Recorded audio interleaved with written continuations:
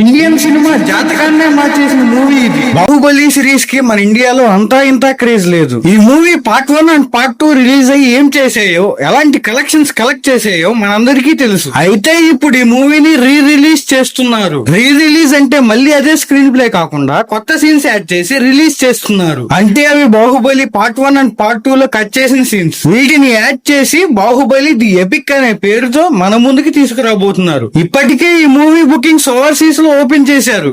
Coming soon మనకు కూడా open చేస్తారు. ఈ మూవీ ప్రీమియర్స్ కూడా ఈ మంత్ 29th వేయబోతున్నారు. కానీ రీసెంట్ గా రిలీజ్ అవుతున్న మూవీస్ మీద క్రేజ్ ఎందుకో తగ్గింది. రాజమౌళి మూవీస్ కూడా ఒక్కసారి చూసి మళ్ళీ వాటిని చూడటానికి ఇష్టపడరు. రిపీటెడ్ ఆడియన్స్ తక్కువ. ఎందుకంటే ఆయన మూవీస్ లో scenes once in a lifetime experience లా ఉంటాయి. ఈ టైంలో రిలీజ్ అవుతున్న ఈ మూవీని మన ఆడియన్స్ ఎలా రిసీవ్ చేసుకుంటారో మరి. ఇప్పటికే ఈ movie censor and run time fix అయింది. ఈ మూవీకి U/A సర్టిఫికేట్ ఇచ్చారు. ఇక ఈ మూవీ రన్ టైం విషయానికి వస్తే 3 hours 44 minutes. అంటే ఈ లెక్కన 4 hours మూవీ ఇది. నాకు తెలిసి ఈ మూవీకి రోజుకి 3 shows కన్నా ఎక్కువ పడవు. ఎందుకంటే షోకి మధ్య అసలు గ్యాప్ ఏమన్నదిగా. మీరు ఈ మూవీకి వెళ్తున్నారా లేదా? మీరు ప్రభాస్ ఫ్యాన్సా కాదా? ఈ వీడియో కింద కామెంట్ చేయండి. ఈ వీడియో నచ్చితే లైక్ చేసి మన ఛానల్ ని సబ్స్క్రైబ్ చేసుకోండి.